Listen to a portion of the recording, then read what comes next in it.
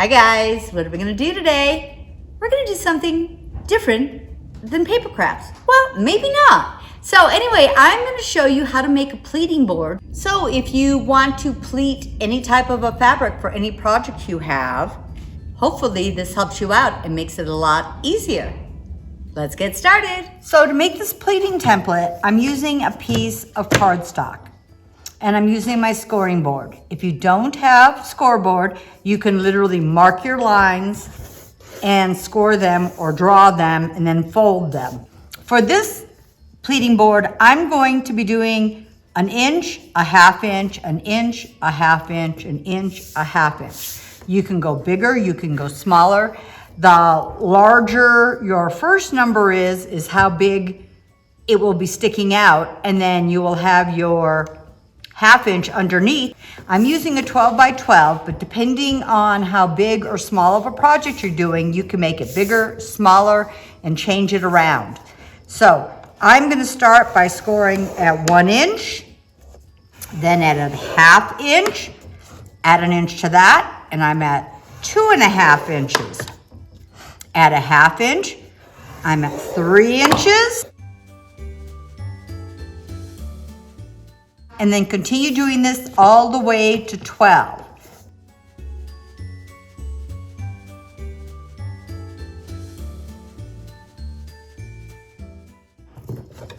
Move my scoreboard out of the way. So I'm folding the first 1 inch one down as a mountain fold, folding it down that way. And then my 1/2 inch is a valley fold. Then my next large 1 inch. And if you're at an edge of a table, it makes it easy to grab and pull like that. Then bring it down, put it against the edge of my table, bring it up, bring it down. So I'm doing all mountain folds at the 1 inch and then all valley folds at the 1/2 inch. And I'm gonna do this all the way down this 12-inch sheet of paper.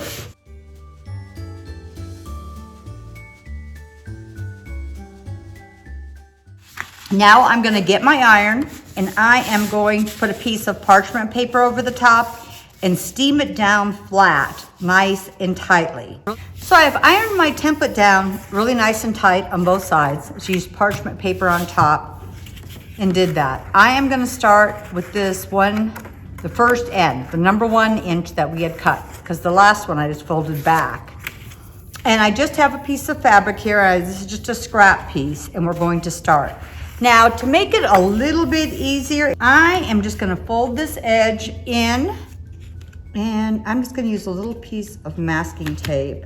And you really don't need to do this. You can just go slowly and do it. I just found that this holds it nicely. I'm gonna grab my iron and my ironing board here. Keep this nice and flat. I'm just gonna iron this real quick, right here, this edge. So you can either push this in with your fingers or you could use a straight edge, and I'm just holding the bottom here, and I am just gonna push that in. Putting my fingers right there, and I'm gonna go to the next one and push that one in. And you're pushing it all the way in to the bottom of the fold, and you wanna make sure you're not pushing your last ones out. So you could do all of them. I usually do a few, and then I iron that flat to keep it a little more secure. I use my iron for everything, so this fabric is not gonna be white by the time I'm done, but that's okay. I'm fine with that right now. So I'm gonna move on to my next one. So you wanna make sure this stays in there nice and tightly.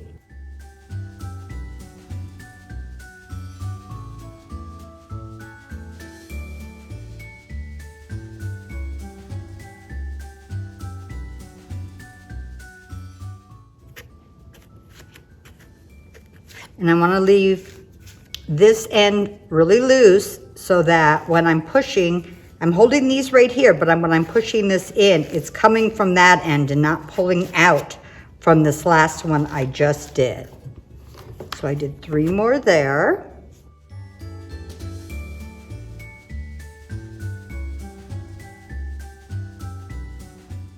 So if you just want to continue, I'm just going to pull this off of here. And I am just going to move this to the end. first I'm gonna tightly iron this down again.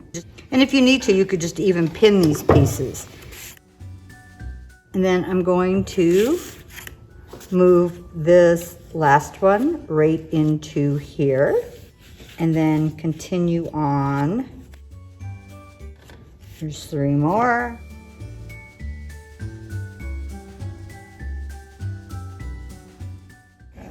You can use a starch on this to make them nice and stiff, or what you would do is sew across the top to keep these pleats in line. Depending what fabric you're using, it's going to work a little differently.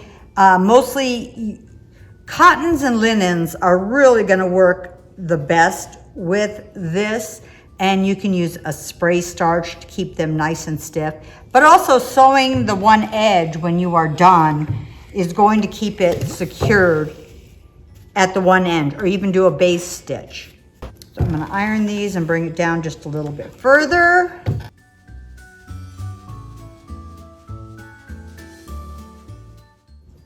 So if I was using a starch right now, these would be staying very, very stiff. And line this last one up.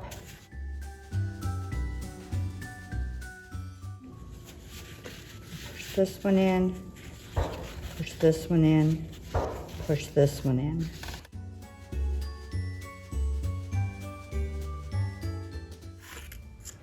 Lay it all back out again and do one more steam press.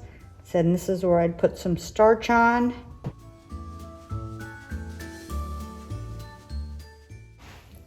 So after you're done with your pleats and you've either starched it or you've laid it down and did a stitch across it. And what I would do is if I'm going to stitch across it, if I'm stitching it to another piece of fabric, put the other fabric underneath. Otherwise, you might even want to take a piece of wax paper, lay this on top, sew it so the wax paper is on the bottom, and then rip the wax paper off, because you don't want your feet on your sewing machine moving these pieces. And then I would trim this straight, and you have a fun template and a fun piece of pleated fabric.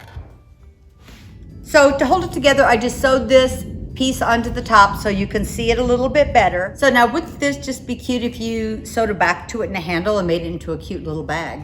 I'm even thinking maybe adhering this to some wood, gluing this down and painting it, and then doing some shading in the center. I think we could do some fun fabric manipulation using pleats and coming up with some different art projects besides just clothing and bags. As you saw when we made this, you can make this as wide as you would like, as thin as you would like. You can also make it a lot deeper, thinner. You can make different types of pleats as long as you would like. So play around with the different sizes depending on what you're trying to do. But whatever you do, have fun.